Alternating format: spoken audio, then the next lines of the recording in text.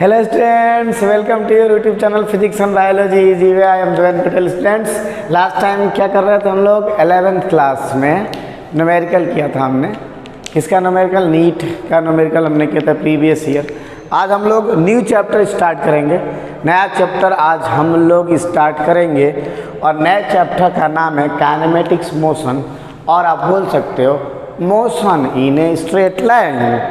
तो आज हम लोग नया चैप्टर स्टार्ट करने वाले हैं, motion in a straight line. मज़ा आएगा भैया, देखना। मोशन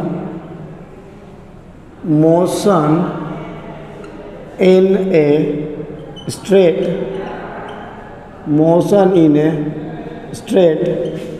लाइन, ये चैप्टर है एनसीईआरटी का चैप्टर नंबर थर्ड है, और आज इसका लेक्चर नंबर चलेगा फर्स्ट। क्लियर? तो एनसीईआरटी के अकॉर्डिंग चैप्टर नंबर थर्ड है, लेक्चर नंबर फर्स्ट हो रहा है motion in a straight line. इसको स्टडी करेंगे। क्लियर है? इससे बहुत सारे क्वेश्चन आते हैं किसी भी कॉम्पिटिटिव एग्जाम में, किसी भी बोर्ड का ले लो आप, किसी भी कंपटीशन का ले लो, आईआईटी ले लो, नीट ले लो, नॉर्मल एनडीए का एग्ज़ाम होता है। NDA air force, navy, Indian army, NDA सब में आता है काइनेमेटिक्स मोशन से, motion in a straight line. तो इसको आज हम लोग स्टार्ट कर रहे हैं, धमाकेदार स्टाइल में स्टार्ट करने वाले हैं। टॉपिक स्टार्ट करने से पहले मैं आपको बता दूं कि जिसने अगर चैनल को सब्सक्राइब नहीं किया है तो प्लीज़ आप सब्सक्राइब कर दीजिए और हमारे वीडियो को शेयर करते रहिए, हमें बहुत ज़्यादा ही मोटिवेशन मिल रहा है। ओके, तो चैप्टर हम लोग करते हैं स्टार्ट। सबसे पहले मोशन होता क्या है इसको डिफाइन करेंगे। क्या क्या पढ़ना क्या है इसमें अपने को, तो अपने को स्टडी करना मोशन क्या होता है, कितने टाइप्स होते हैं इसके। मोशन में जो डिस्क्रिप्शन होता है काइनेमेटिक्स का, जैसे एक्सेलरेशन, उसको डिस्क्राइब करने के लिए क्या क्या यूज करते हैं quantity, like speed, velocity, acceleration, distance, displacement, time, ये सारे जो है इसको भी डिफाइन करेंगे। उसके बाद काइनेमेटिक्स इक्वेशन करेंगे, काइनेमेटिक्स इक्वेशन का प्रूव करेंगे। दो मेथड है अपने पास प्रूव करने का, एक मेथड है आपका एलजेब्रा मेथड, 3 मेथड से एक्चुअली प्रूव होता है, एक algebra, second graphical and third calculus और इंटीग्रेशन मेथड। तो एलजेब्रा हम लोग करते नहीं क्योंकि हम लोग बड़े हो गए हैं ना 11th क्लास में, तो हम लोग क्या करते हैं graphical and calculus method by integration और ग्राफिकल मेथड, इन दोनों के हेल्प से हम लोग करते हैं। ओके, उसके बाद हम लोग बहुत सारे न्यूमेरिकल करते हैं, उसका काइनेमेटिक्स का मेन इस चैप्टर में न्यूमेरिकल ही है, बहुत सारा न्यूमेरिकल करते हैं। और फाइनली एक आता है रिलेटिव वेलोसिटी, ये और ज़्यादा इम्पोर्टेंट है, इससे बहुत सारे क्वेश्चन आते हैं। तो relative velocity and relative speed, इसको स्टडी करते हैं। उसके बाद ग्राफ भी करते हैं, ग्राफ और ज़्यादा इम्पोर्टेंट है, ग्राफ बहुत सारे एग्जाम में आते हैं, तो ग्राफ को भी स्टडी करते हैं। ग्राफ क्या मतलब मोशन को अलग तरीके से स्टडी करना, ग्राफ में रिप्रेजेंट करना, उसको बोलते हैं हम ग्राफ, उसको स्टडी करते हैं। और बहुत सारे न्यूमेरिकल करते हैं ग्राफ से, काइनेमेटिक्स से, रिलेटिव वेलोसिटी, रिलेटिव स्पीड से, और फाइनली हमारा चैप्टर एंड हो जाता है हैप्पी एंडिंग। तो स्टार्ट तो पहले कर ले। तो अब हम लोग स्टार्ट करने वाले हैं। सबसे पहले क्या करेंगे, मोशन की डेफिनेशन। भाई बेसिक से स्टार्ट कर रहा हूँ, पूरा बच्चा भी समझ लेगा, छोटा बच्चा भी समझ लेगा, 9th के बच्चे समझ लेते हैं यार, 9th के बच्चे। तो बेसिक से स्टार्ट कर रहा हूँ। मोशन क्या होता है, सबसे पहले मैं डिफाइन करूँगा व्हाट इज मोशन। तो मोशन क्या होता है, ओके देखते हैं क्या होता है मोशन। सबसे पहले करेंगे हम लोग मोशन क्या होता है कि अगर कोई ऑब्जेक्ट अपनी पोजीशन को चेंज कर रहा है, अपनी लोकेशन को चेंज कर रहा है, अपनी स्थिति को चेंज कर रहा है, जगह को चेंज कर रहा है, टाइम के रिस्पेक्ट में जगह को चेंज किया, उसको बोलते हैं मोशन। टाइम के रिस्पेक्ट में अगर अपने पोजीशन को चेंज कर दिया, उसको हम क्या बोलते हैं, मोशन। ये हो गया। अब भैया मोशन में क्या होता है कि आपको एक रेफरेंस पॉइंट लेना होता है। आपको कैसे पता चलेगा कि यह ऑब्जेक्ट चेंज हुआ है, अपनी लोकेशन को चेंज किया, कैसे पता चलेगा? जब तक आप एक रेफरेंस पॉइंट ना लो, है ना। तो एक रेफरेंस पॉइंट से उसको देखते हैं, फ्रेम ऑफ रेफरेंस और रेफरेंस पॉइंट से उसको देखते हैं कि ऑब्जेक्ट किधर जा रहा है। तो हम आइडिया लगा लेते हैं कि ऑब्जेक्ट किस में है, मोशन में है। क्लियर है? तो देखते हैं मोशन क्या होता है। मोशन होता है कि व्हेन ऑब्जेक्ट, अगर कोई ऑब्जेक्ट, व्हेन ऑब्जेक्ट, कोई भी ऑब्जेक्ट है, बच्चा सा, छोटा सा, बड़ा सा, कोई भी, when object changes, when object changes our location, location का मतलब position, point, location, with respect to time, with respect to time, with respect to time, time के अनुपात में, टाइम के रेस्पेक्ट में, respect of time, from a reference point, from a reference, from a reference point, from a reference point, एक reference point आपको लेना है, from a reference point, then object is said to be, then object is said to be in motion। तो हम बोलते हैं object किस में, मोशन में, या सिंपल आप बोल सकते हैं दैट इज कॉल्ड मोशन। ठीक है, तो ये ऑब्जेक्ट मोशन में है अगर रेफरेंस पॉइंट से अगर वो अपने आप को चेंज करता है तो। अब जो क्वांटिटी इसमें यूज करेंगे इस पूरे चैप्टर में, तो क्या क्या करेंगे हम लोग, तो जो डिस्क्रिप्शन होगा, मतलब क्वांटिटी यूज करेंगे इसको डिस्क्राइब करने के लिए, उसको एक्सप्लेन करने के लिए कौन कौन सा यूज करते हैं। तो आपको यूज करेंगे डिस्टेंस, डिस्टेंस करेंगे, डिस्प्लेसमेंट करेंगे, डिस्प्लेसमेंट, स्पीड करेंगे, स्पीड, वेलोसिटी करेंगे, वेलोसिटी, एंड एक्सेलरेशन, एंड आप टाइम भी लिखो लेकिन टाइम क्या है, सब में आता है, एंड एक्सेलरेशन, शॉर्ट फॉर्म लिख दिया। एक्सेलरेशन जो होगा ETC are used to explain motion, use to explain motion. तो इस मोशन को एक्सप्लेन करने के लिए, ये सारी डिस्क्राइब करने के लिए ये सारी क्वांटिटी यूज करते हैं। यहाँ पर आपको लिखा हुआ है ETC are use to explain. Clear है? तो ये बन गया हमारा मोशन का। अब भैया इसमें जो रेफरेंस पॉइंट है ना, बहुत डेंजरस है ये रेफरेंस पॉइंट। ये कोई बोलता है रेफरेंस पॉइंट रेस्ट में होता है क्या? कुछ भी हो सकता है। जो रेफरेंस पॉइंट है ना, कुछ भी हो सकता है। ये रेस्ट में भी हो सकता है, ये रेस्ट में भी हो सकता है, ये मोशन में भी हो सकता है। रेफरेंस पॉइंट जरूरी नहीं है कि रेस्ट में ही हो। फॉर एग्जांपल मैं यहाँ खड़ा हूँ, देख रहा हूँ कार आ रही है, ठीक है भाई, मैं अपने आप को रेफरेंस पॉइंट मान लिया। अब कार जो है मुझसे दूर ऐसे निकली, यहाँ से कार निकली और जा रही है। अब मैं देख रहा हूँ कार मुझसे दूर जा रही है, तो मोशन में है कार। एक कार मैं सामने देख रहा हूँ, कार आ रही है, ऐसे देखा कार आ रही थी, कार मोशन में। मैंने अपने आप को रेफरेंस पॉइंट माना है, मेरे नज़दीक आ रही है, मोशन में। अब मैं चलते हुए देख रहा हूँ कार, मतलब मैं कार में हूँ, मान लो आप, मैं भी कार में हूँ, जा रहा हूँ। एक मेरे बगल से कार आई, मुझे क्रॉस कर ली और आगे निकल गई, आगे निकल गई। अब वो कार मुझे दिख रही है, मुझसे दूर जा रही है। मैंने अपने आप को क्या माना? Reference point. मैंने अपने आप को रेफरेंस पॉइंट माना। वो कार मुझसे दूर जा रही है, मैं मोशन में हूँ, कार भी मोशन में है ना। तो ज़रूरी नहीं है कि रेफरेंस पॉइंट रेस्ट में ही हो, मोशन भी हो सकता है। ठीक है, तो ये होता है रेफरेंस पॉइंट। थोड़ा रेफरेंस पॉइंट के बारे में भी लिख लेते हैं। बच्चे बोलते हैं सर रेफरेंस पॉइंट के भी बारे में लिखवा दो, तो लिख लेते हैं। ये रेफरेंस पॉइंट क्या होता है? इसको फ्रेम ऑफ रेफरेंस भी बोलते हैं। ये एक कोऑर्डिनेट एक्सिस होता है, एक कोऑर्डिनेट एक्सिस होता है जिसके रिस्पेक्ट में हम किसी ऑब्जेक्ट का साइज, पोजीशन, लोकेशन है ना, उसका निकालते हैं, साइज, शेप, पोजीशन, लोकेशन।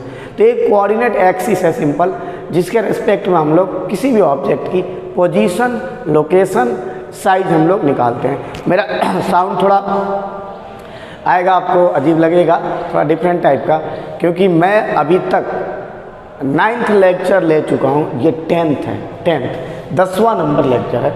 तो साउंड का थोड़ा सा इफेक्ट आने वाला है, बट डोंट वरी, मैनेज कर लेंगे। तो रेफरेंस पॉइंट क्या है, क्या होता है रेफरेंस पॉइंट, इसके बारे में लिखेंगे। रेफरेंस पॉइंट रेफरेंस पॉइंट जो लिखा हुआ है इसको फ्रेम ऑफ रेफरेंस भी बोलते हैं। फ्रेम ऑफ रेफरेंस ये भी बोलते हैं। फ्रेम ऑफ रेफरेंस ये क्या होता है इसको देखते हैं।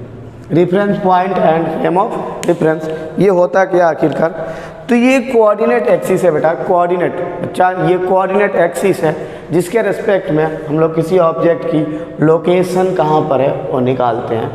तो it is a coordinate axis, it is a coordinate, और आप बोल सकते हो coordinates axis that can we find you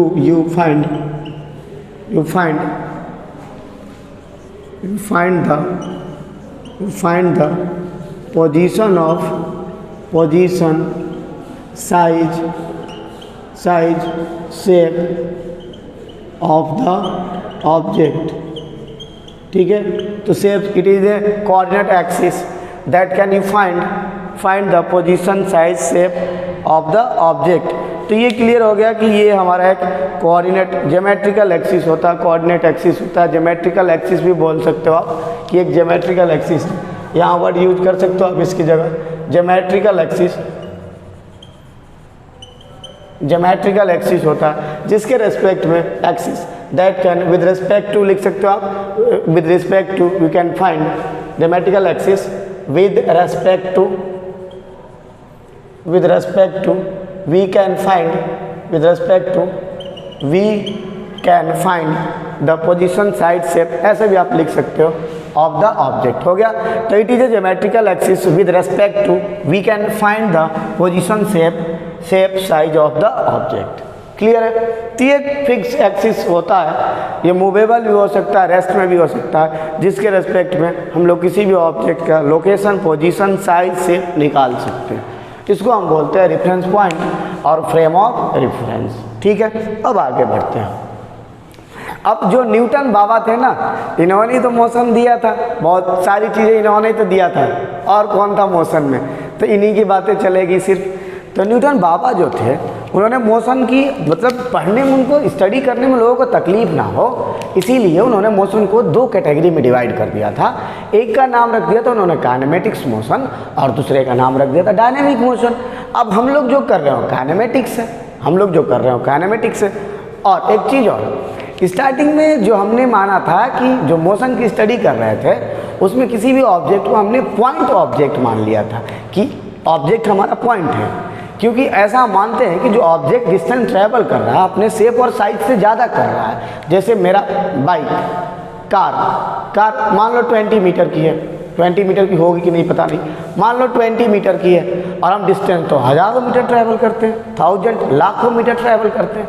तो उस लाखों मीटर के कंपेयर में उस कार का साइज क्या है, नेग्लिजिबल है, तो इसीलिए हम लोग ऑब्जेक्ट को मानते हैं कि पॉइंट ऑब्जेक्ट है।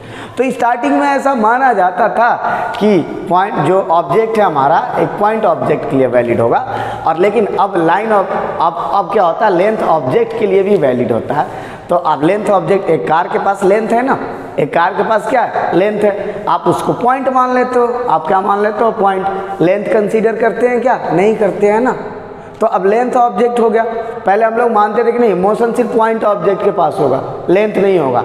लेकिन अब हमने देखा भैया लेंथ वाला ऑब्जेक्ट जो है उसने इतना डिस्टेंस ट्रेवल कर लिया है कि उसका जो साइज है वो मैटर करता ही नहीं है। तब हमने उसको क्या मान लिया, पॉइंट ऑब्जेक्ट। ठीक है, तो स्टार्टिंग में क्या हुआ था, इसी में लिख देता हूँ कि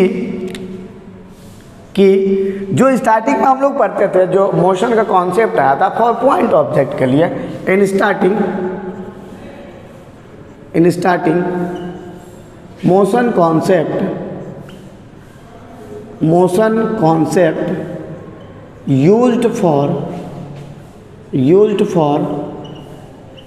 पॉइंट ऑब्जेक्ट, मतलब छोटा सा है, पॉइंट ऑब्जेक्ट है, लेंथ नहीं है, but we can use for length or line object, length or line, length और लाइन ऑब्जेक्ट, लेंथ और line object when distance traveled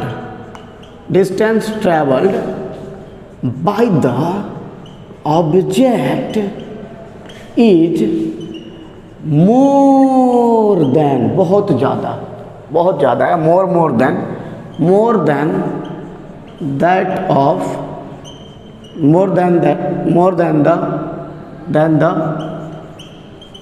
than the size of object।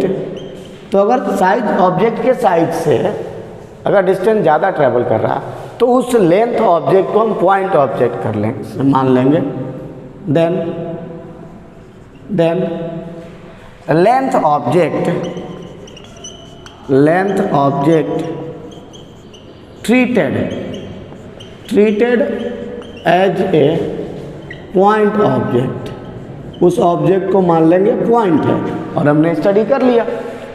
तो पहले ऐसा होता था कि सिर्फ पॉइंट के लिए, अब हम लेंथ के लिए भी मान सकते हैं, लेकिन जो बड़ा सा ऑब्जेक्ट है वो डिस्टेंस ज़्यादा ट्रैवल करना चाहिए, बहुत ज़्यादा अपने लेंथ के कंपेयर में। ठीक है भैया, अब देखते हैं ये जो न्यूटन बाबा थे इन्होंने क्या किया था, मोशन को दो कैटेगरी में डिवाइड कर दिया था। एक को नाम रख दिया था काइनेमेटिक्स और दूसरे का नाम रख दिया था डायनेमिक। अभी मोशन का और भी टाइप्स पढ़ेंगे, यूनिफॉर्म, नॉन यूनिफॉर्म मोशन। बच्चे तो हाई स्पीड, लो स्पीड भी पढ़ लेते हैं। हम क्या करने वाले हैं, एक काइनेमेटिक्स, डायनेमिक्स और एक यूनिफॉर्म एंड नॉन यूनिफॉर्म। ये अलग अलग कैटेगरी है, पढ़ने का तरीका है। ठीक है, तो टाइप्स में हम लोग मोशन का जो था हमारा मोशन, उसमें दो अभी कर रहे हैं, दो। एक था आपका काइनेमेटिक्स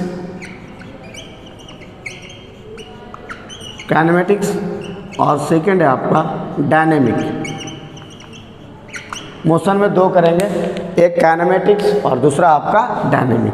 तो ये दोनों करने वाले हैं और भी आगे करेंगे हम लोग डायनेमिक मोशन। फर्स्ट करने वाले हैं kinematics motion. Kinematics motion first कर रहे हैं। क्या होता है काइनेमेटिक्स मोशन, देखते हैं। ठीक है, आप सुनिए। अब न्यूटन जो थे ना scientist, the great scientist Newton, है ना, गॉड ऑफ साइंस, इन्होंने क्या किया कि कुछ मतलब मोशन को स्टडी किया लेकिन फोर्स का हेल्प ही नहीं लिया। मतलब ये मान लो फोर्स जानते ही नहीं थे, ये मान लो, मानने में क्या जाता है, मान लिया कि फोर्स वो जानते ही नहीं थे। तो मोशन को तो देखा उन्होंने, ऑब्जेक्ट मोशन वो करता है, जाता है एक जगह से दूसरे जगह, जा रहा है ऑब्जेक्ट। तो उस मोशन को उन्होंने अलग नाम ही रख दिया, जिसका नाम रख दिया काइनेमेटिक्स मोशन। लेकिन कुछ आगे जाने के बाद, मतलब कुछ सालों बाद, उन्हें लगा यार फोर्स भी रिस्पॉन्सिबल है मोशन के लिए और फोर्स के चलते भी मोशन होता होगा। तो फिर उसका नाम रख दिया डायनेमिक मोशन, उसका नाम उन्होंने डायनेमिक। तो जो हम लोग स्टडी करते हैं मोशन को without the help of forces, उसको बोलते हैं काइनेमेटिक्स। और वैसा मोशन जो फोर्स का हेल्प लेकर स्टडी करते हैं, उसको बोलते हैं डायनेमिक मोशन। अब एग्जाम में आता क्या है, तो हमारे कॉम्पिटिटिव एग्जाम में या बोर्ड एग्जाम में या तो काइनेमेटिक्स आएगा मोशन, उससे न्यूमेरिकल, या तो डायनेमिक्स आ जाएगा। कभी कभी दोनों का मिक्स होता है, मिक्स न्यूमेरिकल। तो मिक्स होता क्या है, फोर्स निकालना होता है, काइनेमेटिक्स के हेल्प से कोई अननोन निकल जाता है। अननोन में क्या है, एक्सेलरेशन ही तो है। तो एक्सेलरेशन जो है वो काइनेमेटिक्स से निकाल लेते हैं। फोर्स हमने निकालना है, ये डायनेमिक का यूज कर लेते हैं, काम हमारा आसान हो जाता है ना। तो ये है काइनेमेटिक्स मोशन। तो सिंपल डेफिनेशन हो गई कि the study of motion, the study of motion without the help of forces, without the help of forces is called kinematics motion, kinematics motion. ये इसी को हम बोलते हैं काइनेमेटिक्स मोशन। तो ये सारी चीज़ें हम यूज करते हैं इसमें, distance, displacement, speed, velocity, acceleration, ये सारे इसके टूल्स हैं, टूल है इसको स्टडी करने के लिए। तो इसके टूल्स क्या है, टूल्स आर क्या क्या है आपका, स्पीड है, डिस्टेंस है, डिस्प्लेसमेंट है, वेलोसिटी है, एक्सेलरेशन है, ETC। ये टूल्स है किसको स्टडी करने का, काइनेमेटिक्स का। उसके बाद सेकंड आता है थोड़ा साउंड का प्रॉब्लम होगा, कोई नहीं, मैनेज करेंगे। सेकंड होता है dynamic motion. Dynamic motion, dynamic motion क्या होता है, तो यही सेम कि हम स्टडी करेंगे मोशन, फोर्स का हेल्प ले लेंगे और क्या, the study of motion, the study of motion with the help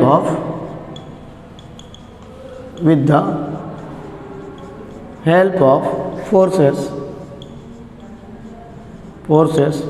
is called dynamic motion, dynamic motion. तो ये होगा, तो इसमें बड़ा फेमस इक्वेशन आता है, तो इक्वेशन कौन सा है, F=ma, ये डायनेमिक मोशन का। और इसमें आपको इक्वेशन पता है कौन कौन सा आता है, V=u + at, v² = u² + 2as, motion का इक्वेशन है। S=ut + ½ at², ये सारे हैं इसके इक्वेशन। तो ये हो गया हमारा kinematics and dynamic motion. Okay, तो ये था दोनों। अब ये मोशन स्टडी के अकॉर्डिंग डिवाइड किया था उन्होंने। तो जो मोशन की स्टडी थी, जो हमारा स्टडी था, दो तरीके से हम करते हैं, काइनेमेटिक्स एंड डायनेमिक मोशन। तो दो तरीका हमारे पास स्टडी करना है, यहाँ तक समझ में आया, क्लियर है। आगे देखते हैं। एक आता है रेक्टिलिनियर मोशन, कि आखिर रेक्टिलिनियर मोशन क्या होता है, और फिर पढ़ेंगे uniform and non uniform motion. तो इसको हटा देता हूँ, rectilinear motion, uniform and non uniform motion.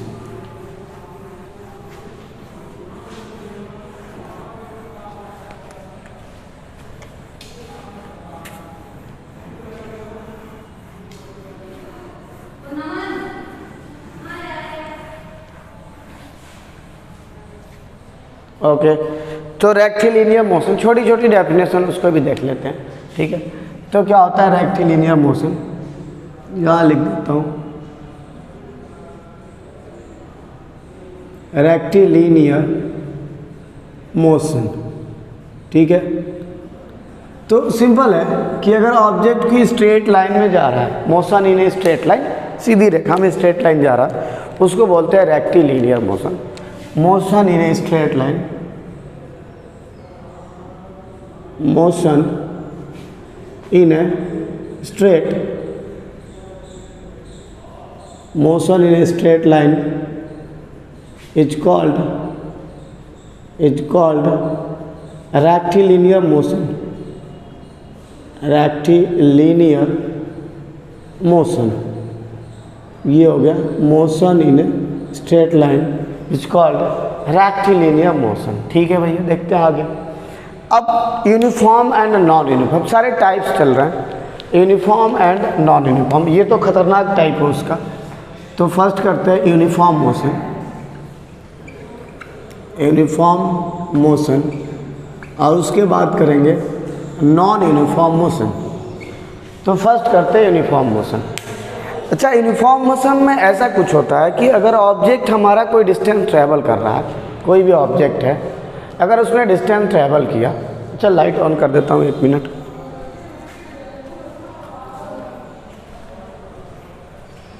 अगर हमारा ऑब्जेक्ट डिस्टेंस ट्रैवल करता है तो एक फिक्स टाइम में अगर फिक्स डिस्टेंस ट्रैवल किया, अगर मतलब इक्वल रेशियो है किसका, टाइम का, अगर उसने उस इक्वल रेशियो में अगर डिस्टेंस सेम ट्रैवल कर लिया, उसको बोलते हैं यूनिफॉर्म। आप एग्जांपल से समझेंगे ऐसा कुछ कि एक कार है, वो कार जो है, एग्जांपल थोड़ा दे रहा हूँ आपको समझना, 9 से 10 बजे तक 5 किलोमीटर ट्रैवल करती है। 5 किलोमीटर बोलोगे 5 किलोमीटर क्यों करेगी, कार है 1 घंटे में, एग्जाम्पल दे रहा हूँ। तो एक कार है कि 9 से 10 बजे तक 100 किलोमीटर मान लो, 9 से 10 बजे तक 100 किलोमीटर का डिस्टेंस ट्रैवल करती है, और 10 से 11 बजे भी 100 किलोमीटर का करती है, 11 से 12 बजे भी 12 o'clock जो है वहाँ भी 100 किलोमीटर है। इसका मतलब जो टाइम का इंटरवल था 1 आवर का था, और जो डिस्टेंस ट्रैवल कर रही है 100 किलोमीटर, वैसे मोशन को बोलते हैं यूनिफॉर्म मोशन।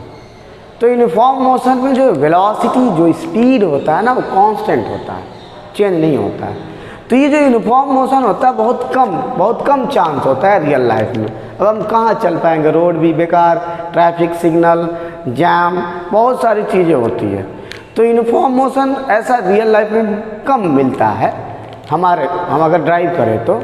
आप मशीनरी का एग्जांपल ले सकते हो, यूनिफॉर्म में चल रहा है बट वहाँ भी लोड आया तो स्पीड कम होगा, ज़्यादा होगा। अर्थ का एग्जांपल ले सकते हो आप यूनिफॉर्म का, कि अर्थ का जो रोटेशन है। प्लैनेट का आप एग्जांपल ले सकते हो कि जो प्लैनेट का रोटेशन है यूनिफॉर्म मोशन है, आप एग्जांपल ले सकते हैं। ओके, तो यूनिफॉर्म मोशन क्या होता है कि जब कोई डिस्टेंस ऑब्जेक्ट जो है इक्वल टाइम में इक्वल डिस्टेंस कवर करे, उसको बोलते हैं यूनिफॉर्म मोशन। तो the distance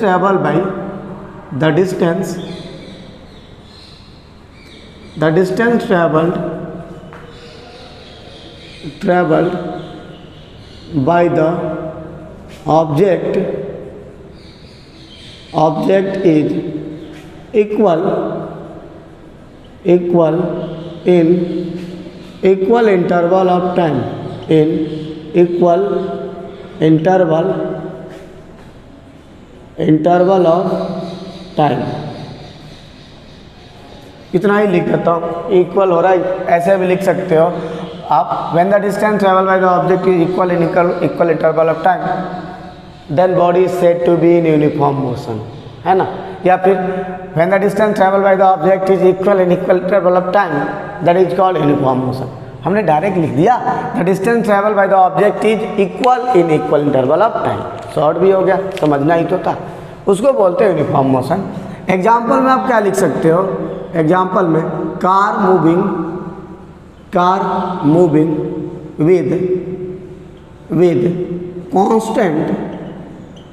with constant speed or velocity, ये एग्जाम्पल ले सकते हो। या फिर आप एग्जाम्पल ले सकते हो रोटेशन ऑफ प्लैनेट, ये सारे एग्जाम्पल आप ले सकते हो यूनिफॉर्म मोशन में। ठीक है, समझ में आया क्या बता रहा था कि इक्वल टाइम में अगर इक्वल डिस्टेंस ट्रैवल कर ले यूनिफॉर्म है, 10 से 11 बजे इक्वल डिस्टेंस, 11 से 12 बजे इक्वल डिस्टेंस, यूनिफॉर्म है।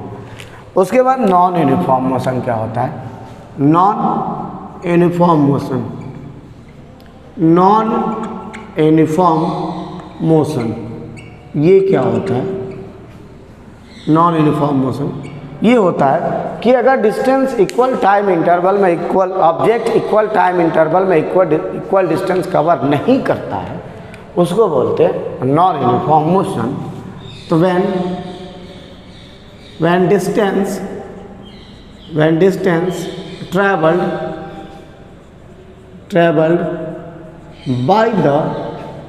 by the object is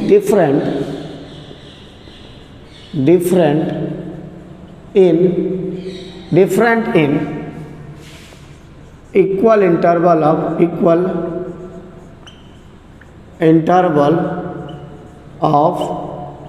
time is called non-uniform motion, इसको थोड़ा अलग तरीके से लिख दिया, आप समझ जाएंगे। दोनों का लैंग्वेज ऊपर और नीचे थोड़ा सा वेरिएशन कर दिया तो समझ जाएंगे आप। तो ये हो गया।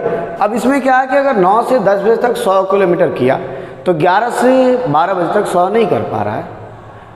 1 से 2 1 आवर के इंटरवल में डिस्टेंस ट्रैवल जो कर रहा है इक्वल नहीं कर रहा है, उसको हम बोलते हैं नॉन यूनिफॉर्म मोशन। तो ये हो गया हमारा नॉन यूनिफॉर्म मोशन।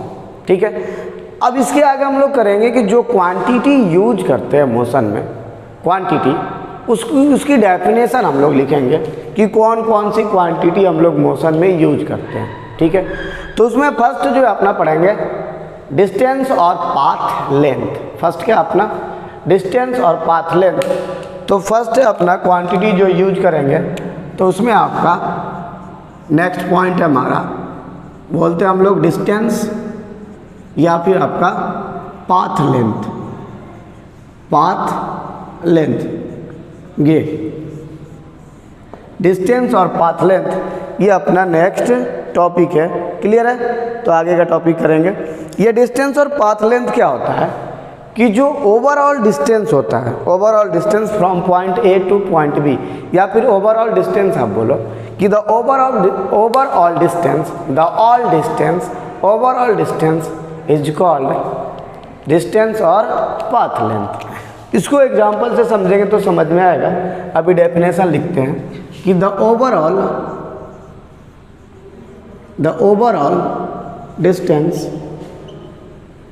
डिस्टेंस और path length, the overall path distance use कर लिया, जो the overall path followed by the object is called distance। तो कितना ओवरऑल उसने पाथ को फॉलो किया उसी को हम लोग बोलेंगे डिस्टेंस। क्लियर है? ये समझ में आया? अब एग्जाम्पल से मैं आपको बता रहा हूँ, समझ में आ जाएगा एग्जाम्पल से। क्या एग्जाम्पल है? तो एग्जाम्पल ये है कि एक कार ऐसे जा रही है, ये यहाँ से गई थी, x 0 था, टाइम 0 था। ये कार ऐसे जाती है यहाँ जाती है, यहाँ पर x = x हो जाता है और टाइम आपका t हो जाता है। ठीक है, मीटर सेकंड। उसके बाद कार यहाँ से रिटर्न होती है बैक, उसके बाद रिटर्न हो गई और यहाँ आ जाती है इस वाले पोजीशन पर। तो यहाँ x = x2 हो गया, x1 हो गया, यहाँ x1 कर लेता हूँ, यहाँ x2 कर लेता हूँ, समझ में आना चाहिए। ठीक है ना? और टाइम = आपका t2 हो गया, t2 टाइम, जहाँ t1 कर लिया। बहुत अच्छा, मज़ा आ रहा है। ठीक, तो यहाँ से ऑब्जेक्ट जाता है और यहाँ आता है। सपोज ये जब जा रहा होता है तो उसने x मीटर ट्रैवल कर लिया, और जब आ रहा होता है तो उसने x/2 मीटर कर लिया। तो इसमें ओवरऑल पाथ लेंथ कितना हो गया? ओवरऑल लेंथ और पाथ कितना हो गया? x + x/2, और ये क्या हो गया आपका? यही क्या बन गया आपका? डिस्टेंस। इतना समझ में आया? यही क्या बन गया आपका? डिस्टेंस। तो ऑब्जेक्ट ओवरऑल कितना ट्रैवल करता है उन सबको क्या बोलते हैं? डिस्टेंस बोलते हैं। ठीक है, तो ऐसा भी एग्जांपल आप ले सकते हो कि एक ऑब्जेक्ट है, अर्थ के ग्राउंड से हमने इसको थ्रो कर दिया, ऊपर जाता है, यहाँ तक चला गया मैक्सिमम हाइट तक, h मैक्स तक। अब इसके ऊपर नहीं जाता है और फिर वो नीचे आता है और मैंने उसको कैच कर लिया, तो ये फिर नीचे लौट कर आता है, इसी जगह पर आ जाता है। तो फिर कितना इसने इसको h ले लेता हूँ, कितना इसने डिस्टेंस ट्रैवल कर लिया। तो यहाँ पर आप लिखेंगे डिस्टेंस कितना हो गया इसका? तो h + h, और ये कितना हो गया? 2h। तो ये ओवरऑल पाथ हो गया। ठीक है, ये जो डिस्टेंस होता है या तो 0 हो सकता है या तो पॉजिटिव हो सकता है, नेगेटिव नहीं हो सकता। तो डिस्टेंस में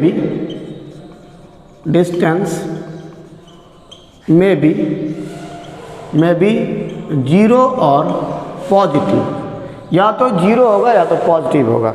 इसके अलावा कुछ और नहीं होता, नेगेटिव कभी नहीं होता। 0 तब होगा जब ऑब्जेक्ट रेस्ट में होगा। ऑब्जेक्ट जब रेस्ट में होगा, ऑब्जेक्ट कहीं नहीं जा रहा, तो हम 0 मान लेंगे। लेकिन अगर ऑब्जेक्ट मोशन में होगा तो ऑलवेज क्या बनने वाला है? अगर ऑब्जेक्ट मोशन में होगा तो ऑलवेज क्या बनने वाला है? पॉजिटिव। एक minute, okay, sorry for disturbance. तो क्या बता रहा था? डिस्टेंस में भी 0 कब होगा? जब रेस्ट में होगा, और पॉजिटिव कब होगा? जब मोशन में होगा। तो डिस्टेंस निगेटिव नहीं होता। ये बात हम लोग याद रखेंगे कि डिस्टेंस या तो पॉजिटिव होगा या तो 0 होगा, नेवर नेगेटिव, कभी नेगेटिव नहीं होता। ठीक है, आगे देखते हैं। यहाँ हम लोग समझ गए डिस्टेंस क्या होगा, जाने आने का दोनों ऐड कर लेंगे।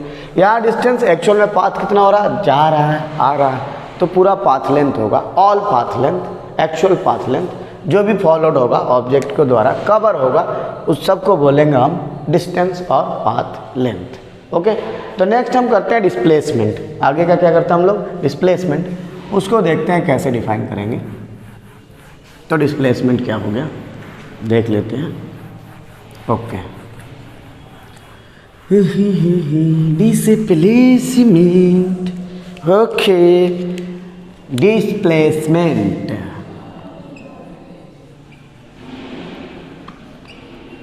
डिस्प्लेसमेंट, ये एस से लिखो, डी से लिखो, एस से लिखो, आपकी मर्जी है, ठीक है। तो डिस्प्लेसमेंट क्या होता है? डिस्प्लेसमेंट जो होता है, जो हमने पाथ अभी लिया था ना, उसमें शॉर्टेस्ट जो होता है, अब एक से दूसरे जगह जाने के बहुत सारे रास्ते हैं, उसमें शॉर्टेस्ट भी होगा, जो शॉर्टेस्ट होगा वो क्या बनेगा? डिस्प्लेसमेंट। अच्छा एक चीज़ और, ये जो स्पीड डिस्टेंस जो था, डिस्टेंस वो स्केलर क्वांटिटी होता है, जो अभी मैंने लिखवाया था आपको कि जो डिस्टेंस था उसी में थोड़ा सा लिख लेना है। ये जो डिस्टेंस था वो स्केलर क्वांटिटी होता, स्केलर, वेक्टर क्वांटिटी नहीं होता, स्केलर होता। ये सिर्फ मैग्नीट्यूड होता है, डायरेक्शन नहीं होता है इसके पास। तो स्केलर मतलब इसको एक्सप्लेन करने के लिए आप मैग्नीट्यूड से ही एक्सप्लेन कर सकते हो। और इसका जो यूनिट होता है ना, वो मीटर होता है, ऐसा यूनिट वो मीटर होता है। आप ऐसे भी मीटर लिख सकते हो, कोई नहीं, ठीक है। तो मीटर होता है, ये अभी लिखेंगे जो अभी मैं बता रहा था कॉन्सेप्ट, उसी में डिस्टेंस में, कि डिस्टेंस एक स्केलर क्वांटिटी है और ये मीटर होता है इसका क्या? ऐसा यूनिट। ओके, तो ये हो गया। अब आते हैं डिस्प्लेसमेंट पर। डिस्प्लेसमेंट क्या होता है कि ये शॉर्टेस्ट पाथ होता है, the shortest path, the shortest path, the shortest path is called displacement. The shortest path is called displacement. तो जो छोटा रास्ता होगा उसको बोलेंगे डिस्प्लेसमेंट, ठीक। अब ये जो डिस्प्लेसमेंट होता है ना, कुछ भी हो सकता है, it may be zero, positive and negative. ये कुछ भी हो सकता है, जीरो भी हो सकता है, पॉजिटिव भी हो सकता है और निगेटिव भी हो सकता है। उसके बाद ये जो डिस्प्लेसमेंट है वो एक वेक्टर क्वांटिटी है, it is a vector quantity. ये एक वेक्टर क्वांटिटी है, जो डिस्प्लेसमेंट है एक क्या है? वेक्टर क्वांटिटी है। इसकी भी यूनिट वही है, सेम यूनिट है, metre. It's SI unit is metre, M से लिखते हैं, एम से। तो इसकी भी ऐसा यूनिट मीटर है और ये भी एक वेक्टर क्वांटिटी है, ऐसा यूनिट सेम है। अब आगे देखते हैं इसमें क्या है, ठीक है। अब मैंने लिखा हुआ है डिस्टेंस जीरो भी हो सकता है, पॉजिटिव भी हो सकता है, निगेटिव भी हो सकता है ना। अब इसको ऐसे समझते हैं, कुछ ऐसे कि ये एक रेफरेंस पॉइंट था, ये था आपका रेफरेंस पॉइंट और रेफरेंस फ्रेम, और यहाँ से एक ऑब्जेक्ट जाता है, ये ऐसे जा रहा होता है, ठीक है। और यहाँ पर ऑब्जेक्ट जाता है, इस वाले जगह पर जाता है रेफरेंस पॉइंट से। अब क्या होता है कि ये जो ऑब्जेक्ट है, इनिशियल में x जीरो था और टाइम जीरो था इनिशियल में, और ऐसे जा रहा होता है, और यहाँ पर x हो जाता है और टाइम t हो जाता है, ऑब्जेक्ट यहाँ पर आ गया। उसके बाद ऑब्जेक्ट रिटर्न होता है और ऑब्जेक्ट रिटर्न होकर यहीं आ जाता है, रिटर्न होकर यहीं आ जाता है। तो जो x था, x फाइनल, वो जीरो हो जाता है, और जो t फाइनल था वो हो जाता है जीरो। t फाइनल जीरो नहीं होगा, सॉरी, t फाइनल आपका, t फाइनल ले लिया, tf हो जाता है, टाइम फाइनल जीरो नहीं होगा, लेकिन उनका जो पोजीशन है वहीं आ जाता है जहाँ से वो स्टार्ट किए थे। तो फाइनली वो वहीं पर आ जाता है x जीरो पर, फाइनल जो था, फाइनल पोजीशन, और इनिशियल भी यहीं से स्टार्ट किया था। इस कंडीशन में जो डिस्प्लेसमेंट लिखेंगे हम लोग, जो डिस्प्लेसमेंट लिखेंगे तो आएगा आपका जीरो आएगा। आप कुछ ऐसे समझो, अगर ऐसे नहीं समझ में आ रहा तो ये रेफरेंस पॉइंट था, यहाँ से ग्राफ में ऑब्जेक्ट स्टार्ट करता है, यहाँ मान लो 5 मीटर है, 5 मीटर था, और यहाँ से यहाँ तक जाता है और ये 10 मीटर है, 10 मीटर 5 मीटर ट्रैवल करता है, फिर ये लौट कर यहीं आ जाता है, यहीं पर ऑब्जेक्ट आ गया जहाँ पर 5 मीटर है, 5 मीटर। तो जब डिस्प्लेसमेंट हम लोग लिखेंगे,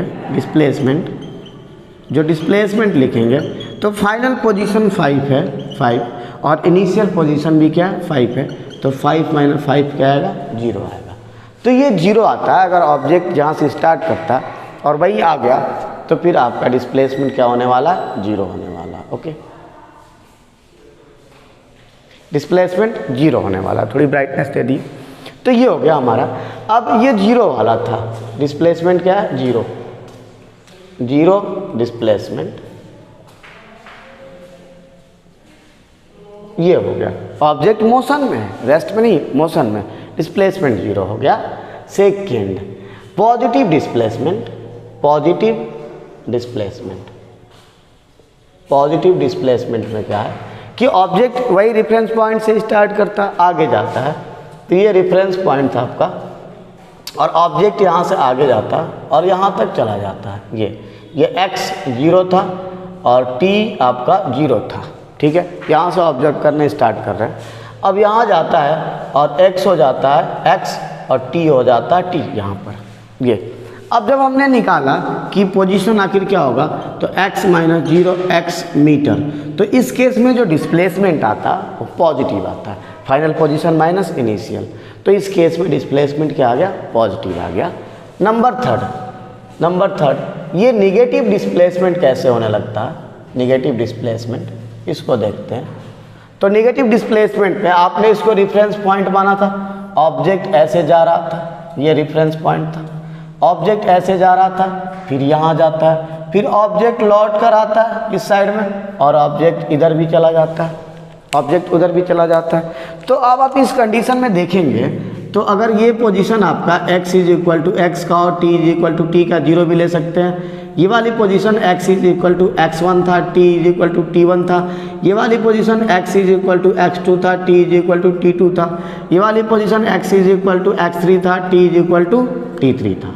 ये अब इस कंडीशन में अगर आप इसका कंपेयर करेंगे, इस दोनों का, इन दोनों का अगर आप कंपेयर कर लेंगे, ऐसे आ रहा था, तो फिर फाइनल पोजीशन आपका x2 माइनस x1 होगा और यहाँ पर x2 जो है लेस देन है x1 से। इस वाले कंडीशन में क्या था, अगर आप इसको x मान लो, x, और इसको t मान लो, इसको x1 मान लो, इसको t1, तो इस केस में आप ऐसे समझो, आप इस केस में आप देखेंगे कि x1 ग्रेटर देन है x1 ग्राफ के अकॉर्डिंग रेफरेंस पॉइंट से, तो उस केस में x1 माइनस x करेंगे तो आपका पॉजिटिव आएगा, पॉजिटिव। लेकिन यहाँ पर आप देखेंगे कि जो x2 है वो लेस देन है x1 से, तो जब हम x2 माइनस x1 करेंगे तो ये निगेटिव आ जाएगा। तो ये निगेटिव डिस्प्लेसमेंट का एग्जाम्पल है। ओके, आई थिंक आपको समझ में आया होगा। Okay, thank you very much for watching this video. थोड़ा लाइट का प्रॉब्लम आ रहा है, इसलिए हम लोग वीडियो को स्टॉप करते हैं। लाइट का प्रॉब्लम क्या रहा, इवनिंग हो गया, सनलाइट कम है, इंटेंसिटी कम हो गई सनलाइट की, तो इस लाइट से सफिशियंट नहीं होता है वीडियो बनाना हमारे लिए। सनलाइट में इसलिए हम लोग बनाते हैं क्योंकि सनलाइट की इंटेंसिटी सही होती है, तो हमारी क्वालिटी भी मेंटेन रहती है। Thank you very much for watching this video. अगर हमारा वीडियो आपको सही लगता है तो please share and subscribe. Thank you very much.